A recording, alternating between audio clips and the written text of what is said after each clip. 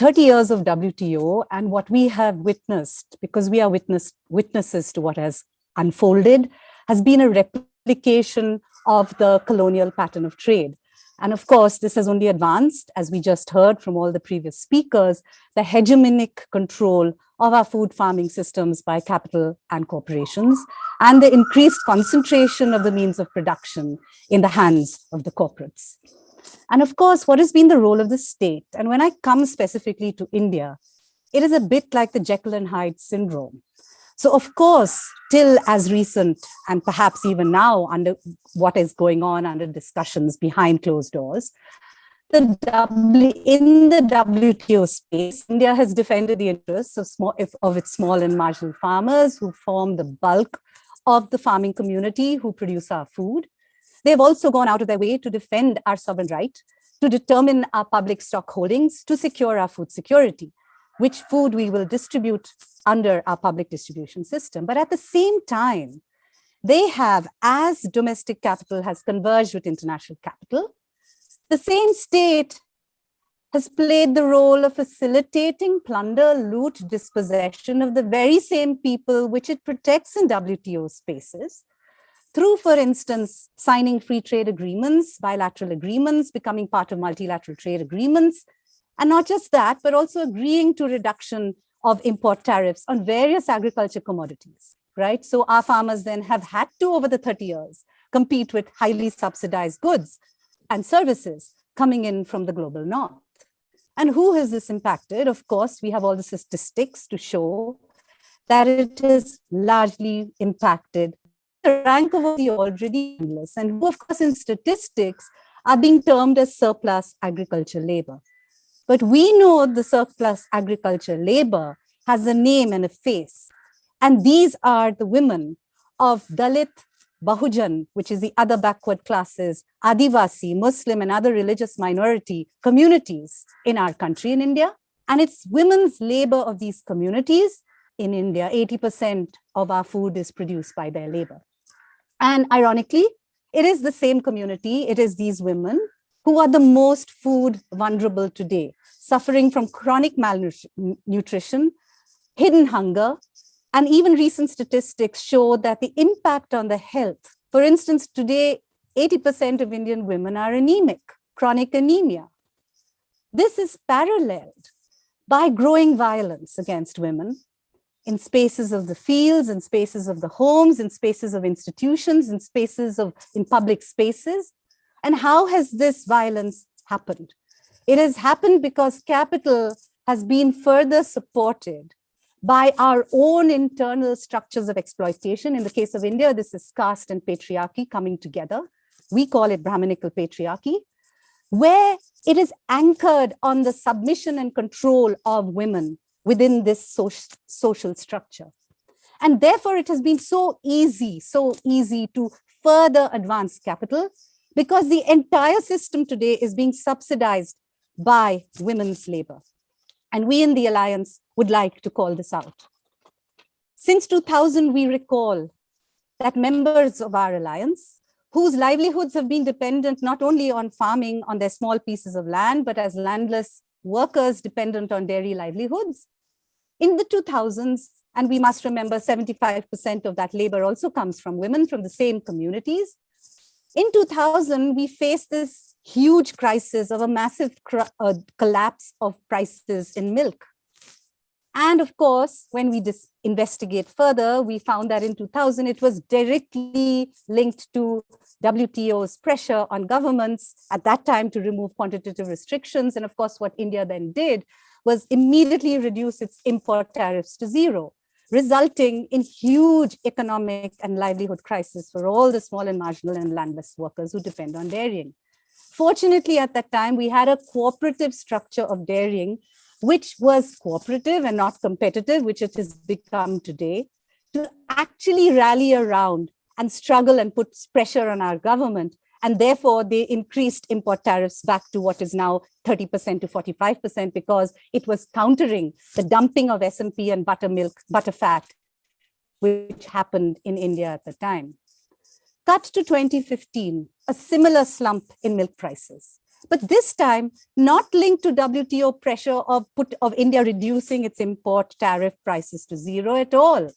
Because in the subsequent 15 years, India, meanwhile, has already entered the global trade regime of exporting milk.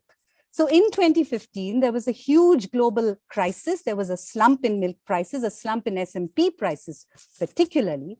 And so India's S&P, which we were by now exporting into global markets, was outpriced, right? And we could not no longer export the S&P. And therefore, internally, there was this huge kind of a ripple effect backwards, where the stockpiling of S&P, which was controlled by now by fewer and fewer dairy industries, both cooperative and corporate agribusiness corporations, this S&P was then internally dumped in different geographies in our own country. So the replication, what you see, of the capitalist markets internationally and globally being replicated domestically, pushing out millions of small traders, small farmers, small producers, small dairy institutions which were functioning. Between 2000 and 2015, and 2000 and 2015, we've had over 5 million small dairy holders being pushed out of their livelihoods. Why? Because of the intensive capitalization of our own dairy system within India. So, and at the other side, this coupled by and further consolidated by the COVID experience has resulted in the hegemonic control in fewer and fewer hands in India itself, right? At the consumption end, increased inequality in consumption, even for communities who for them culturally are milk consumers. When a woman has to sell her buffalo, she's not only losing money in terms of the income, but losing a very vital source of their own home level based food security. And at the same time, the same Brahminical patriarchy and the ideology of governments in power over the last 7 years in our country has pushed for homogenizing milk as the good food in India, and therefore forcing communities who are beef eaters, who eat and consume beef, not from industrial production at all, but from the natural cycle of production of animals, forcing them to stop eating beef, exporting this beef, and replacing it with the good food milk ideologically. Similarly, in their stance in WTO is to prevent any kind of, and we have continued to keep our import tariffs up, but we don't know what's going to happen as we negotiate free trade agreements. And currently at this time, India is negotiating free trade agreements with the US, Australia, UK, EU, New Zealand. It's already become a partner in IPEF, and we have absolutely no idea what positionality it will take when it comes to such free trade agreements. Simultaneously and similarly, the current crisis and drama regarding rice. And India's topmost agriculture export commodity today is rice. At the same time, one of the most important critical sources of our food security in this country, feeding millions of people through our public stock holdings, is rice. Now, 2 years ago, in 2020, there was a push by a report by our own government, by a high-level committee coming out with how we're going to increase our agriculture exports, right?